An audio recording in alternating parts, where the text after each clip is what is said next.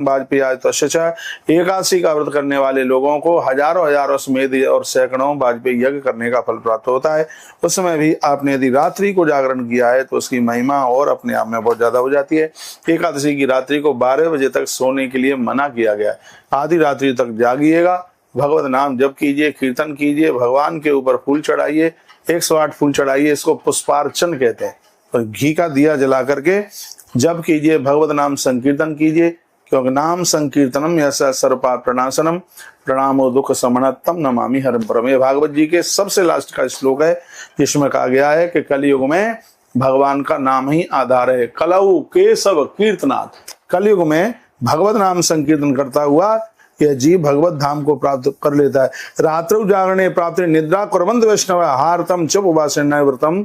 वही विष्णु संगीकम, एकादशी का व्रत करने वाले लोग सुन लीजिएगा, यदि रात्रि में तुम जागरण नहीं करते, आधी रात्रि तक आप सोते नहीं है, तो आपको एकादशी करने का फल 30% ही मिलता है।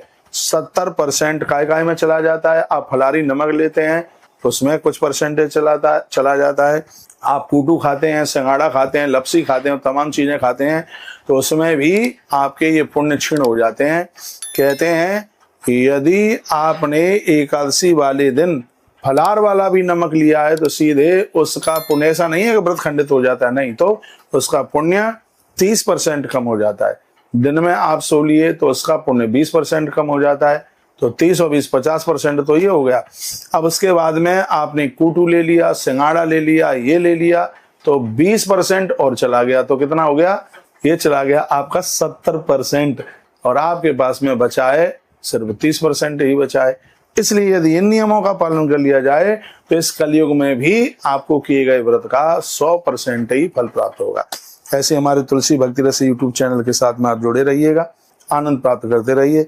भगवान का व्रत करने वाले लोगों का जो उपहास करते हैं, एकादशी का व्रत करने वाले लोगों का जो उपहास करते हैं, मजाक करते हैं, विष्णु जागरणे प्राप्त उपहासम करोति, या वो उपवास कर रहा है या रात को जाग रहा है, यदि किसी ने उपहास किया तो 60 वर्ष सहस्राणी विष्टायाम जायते क्रमी, ऐसे व्यक्ति को 60,000 वर्ष तक मल का विष्टा का कीड़ा बनना पड़ता है। ऐसा प्रमाण हमारे ग्रंथ में लिखा है। यदि गलत बोल रहा हूं तो मेरी बात को कोई काट करके बताए। यदि किसी ने भगवान की ग्यारस करने वाले या भगवान के भक्त का उपहास करने वाला व्यक्ति 60,000 साल तक वह विष्टा का कीड़ा बनता है, ऐसा ग्रंथ में वर्णन किया गया। इसलिए भक्त का कभी उपहास मत करना। आपने ये वीडियो सुनी है तो ये एकादशी 19 तारीख की एकादशी है, सब विधि विधान के साथ में पूरा बताया गया है। ऐसे हमारे साथ जुड़े रहिएगा और आनंद